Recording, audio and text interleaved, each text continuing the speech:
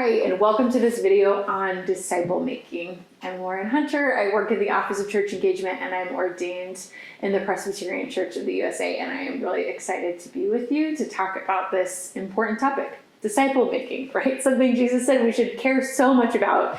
It's worth devoting time to. Jesus had disciples. He commanded those disciples to go and make disciples of all nations, baptizing them in the name of the Father and the Son and the Holy Spirit. And this is also the call for you and for me to be disciples and to go and make disciples. We don't sort of culturally use the word disciple very much, or colloquially use the word disciple very much anymore. We use it in reference to Christianity because Jesus used the word, right? So we don't talk about disciples in the modern world as often. But in Jesus's time, a disciple would have been something, a concept, a person that people would have known exactly what that meant. In Jesus's time, a disciple was a student who followed either a teacher or a rabbi and tried to imitate their way of life. Now, again, Jesus being Jewish, he would have been very familiar with disciples, people, these students who would follow rabbis around. His audience would have all been familiar with what a disciple was. But for us to try and see this in a fresh way, I feel like we might even need to find another word or another analogy to sort of help us imagine what Jesus meant when he said, be a disciple or go and make disciples. And I think the closest modern corollary we have to the word disciple is apprentice. So I think about things like a surgeon. A surgeon does a lot of schooling, learns a lot of things, but really integral to that work of becoming a surgeon is being a resident, is learning at the elbow from a master, someone who knows the skills really well. One analogy of an apprentice that's really near and dear to my family and our life is woodworkers. Woodworkers do apprenticeships. My husband is trained as a woodworker, and so this is something that we've talked about quite a bit. And this reminds me of my daughter, who's 2 years old.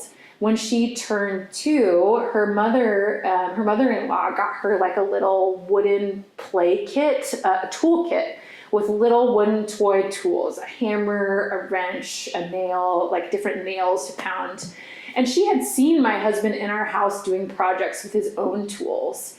But then all of a sudden, when she got her own toolkit, my husband would come into the house, he'd start working on something. She would go find her toolkit, she'd trot over with her toolkit, and she would sit next to him. She would look over and watch what he was doing. He would be using his hammer in a certain way. So she would take out her little hammer, and she would check, and she would make sure she was using it exactly in the same way. Josiah would kind of coach her, Josiah, my husband, would coach her, help her sort of hold it in a different way. I think she is the two-year-old in the whole world as far as all the 2-year-olds go. She knows her stuff when it comes to woodworking. Because in some small way, she is apprenticing alongside my husband. She is living life alongside him, watching him do the craft and learning from and with him in really practical ways. She's imitating some of his way of life when he's practicing woodworking. So as we think about discipleship and disciple making, I want us to really delve into this analogy of an apprentice. And my plan is to go through 4 elements of what makes a good apprentice and use these as a lens to think about discipleship. So here are the 4. Being an apprentice requires attention, proximity to the master, practice, and risk-taking. So let's look at those 4 together, starting with the first element of apprenticeship, attention. We have, especially as an American society, a declining ability to pay attention. This is something that should not be a surprise. It's something I feel like I'm reading about so often or seeing research on so often, particularly with social media or other forms of media being such influences on our daily lives.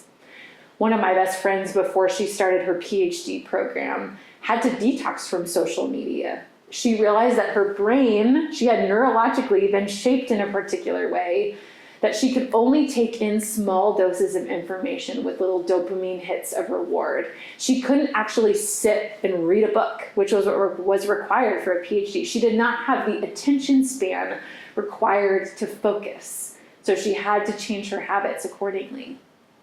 One of my favorite poets, Mary Oliver, says, "Attention is the beginning of devotion." And by this, she means that we can only truly devote ourselves or love what we pay attention to. If we want to form our devotion, if we want to form what we love or orient our lives around, which we should as Christians, to have that be Jesus, right? We need to pay attention to what we pay attention to. You can't learn anything as an apprentice if you're not paying attention.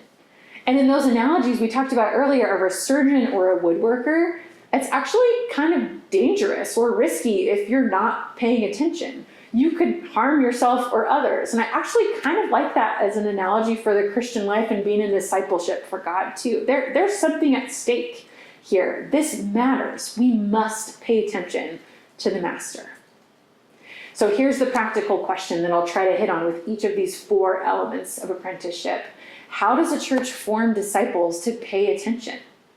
And by that, I don't mean paying attention to sermons. That might be something lovely you would like to form them in. That may not actually be an integral aspect of their discipleship. So not paying attention to sermons, but I mean, how do we help form our disciples to pay attention to God and what God is doing? There are several ways you might do this. I found some practices really helpful, one of which being the Examen, which is a traditionally Jesuit activity of paying attention to God by paying attention to your life. Paula Darcy says something similar in her quote when she says, God comes to us disguised as our life. The meaning here being that God shows up in our daily life, in our interaction, in our habits, in our routines, in our feelings, and that by, in sort of the traditional Examen way, by at the end of the day, reviewing the day, what has happened to us, how we felt drawn close to God, how we felt ourselves pull away from God, and then offering that to God, we can create this new imagination, this new ability to pay attention to the God who is present to us and with us in our daily lives. Spiritual direction is a similar practice that might be helpful, either if you want to learn about spiritual direction, if you know a spiritual director, or if you want to see a spiritual director.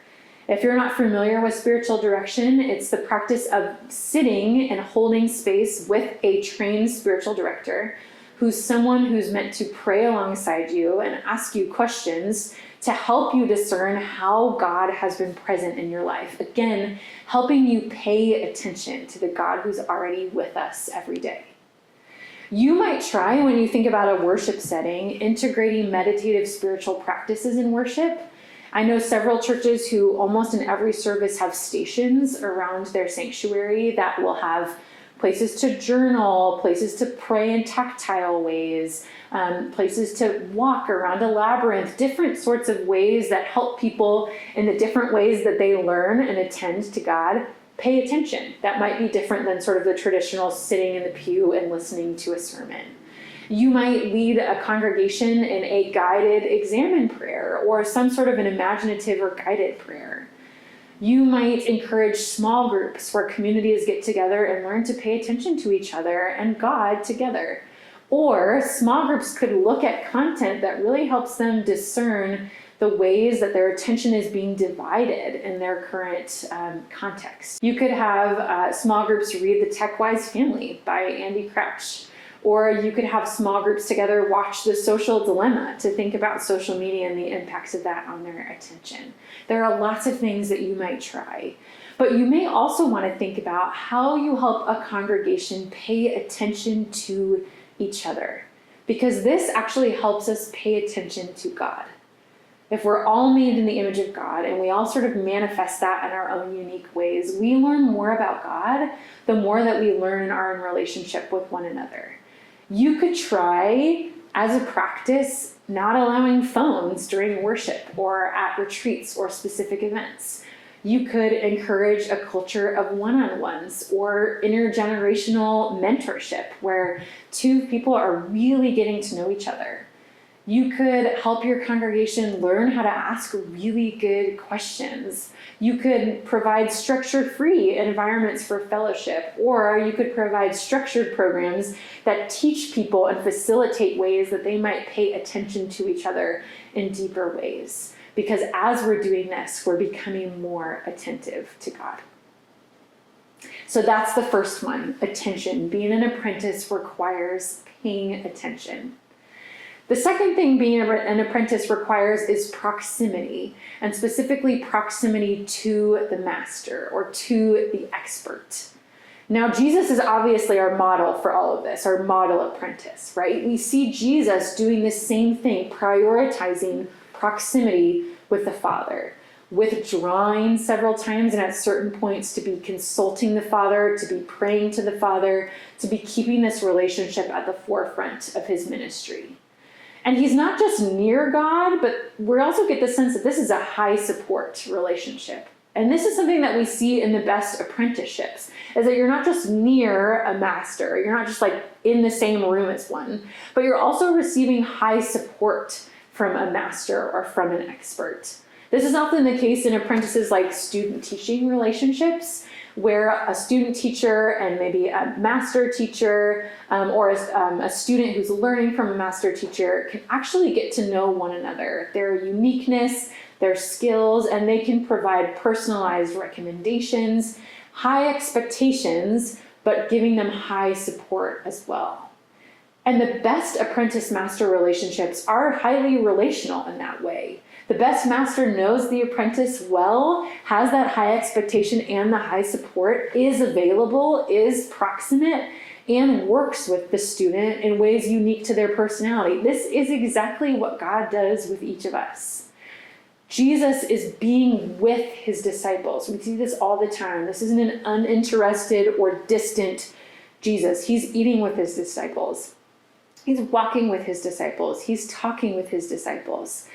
This is the same God that is with us, him as our master and us as the apprentices.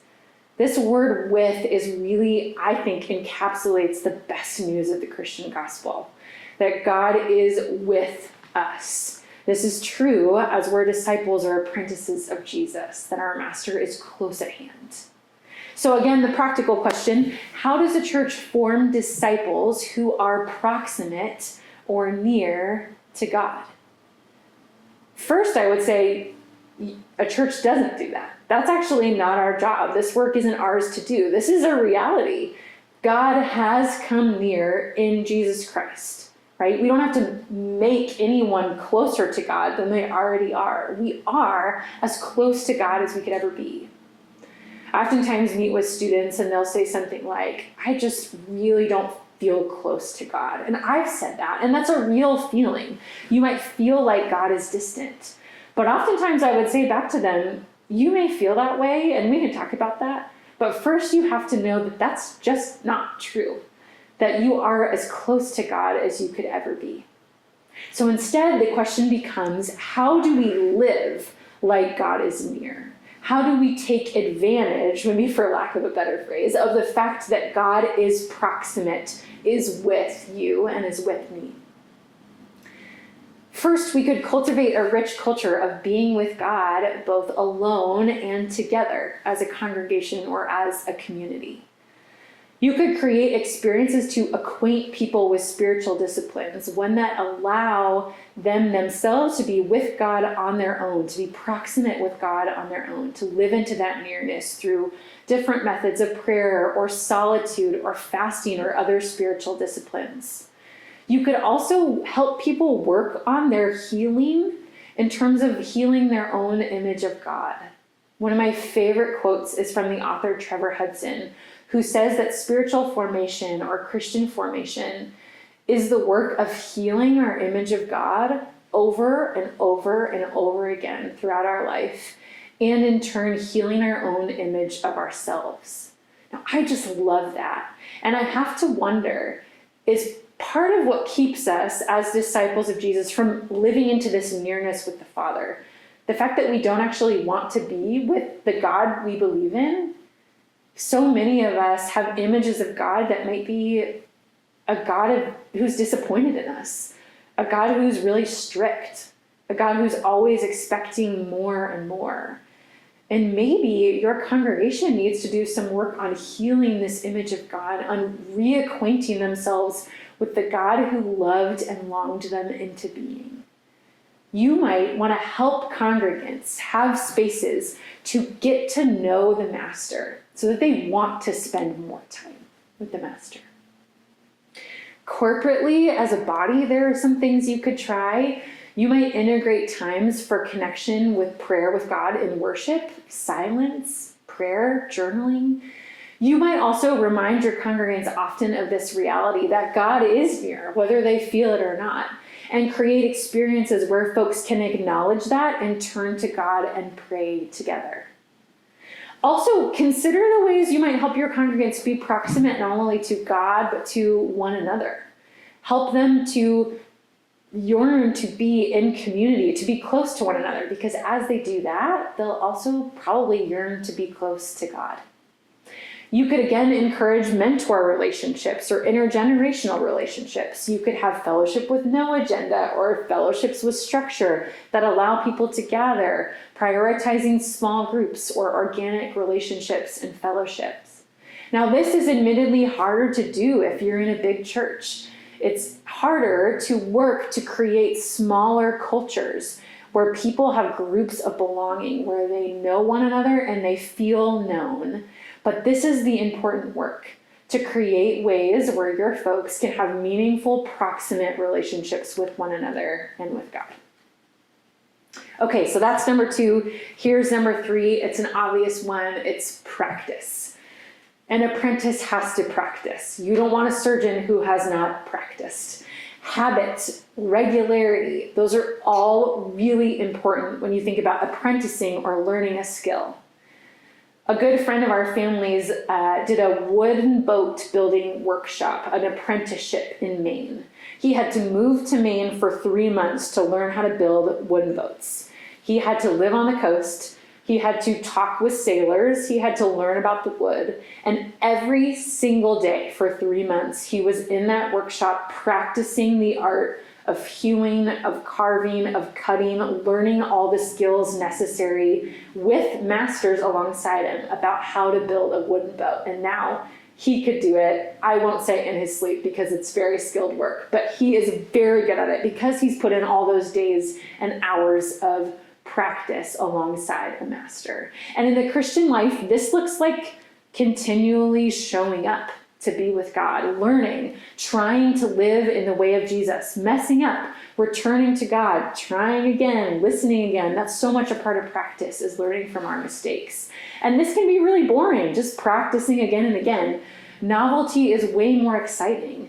We want a fancy speaker or a great retreat or flashpoint high top spiritual experiences than we want that long obedience, that slow plodding towards life with God. But practice, more than novelty, is what shapes us, informs us. If the disciples were to just show up to a miracle like the feeding of the 5,000, they would have thought that was probably amazing, but it wouldn't have made them disciples. They could have walked alongside Jesus and just watched what Jesus was doing and listened, but that alone wouldn't have made them disciples. Rather, Jesus gave them time and opportunities to practice. They prayed, they healed, they spoke the gospel. They often get it wrong, but they learned and they knew Jesus because they practiced, right?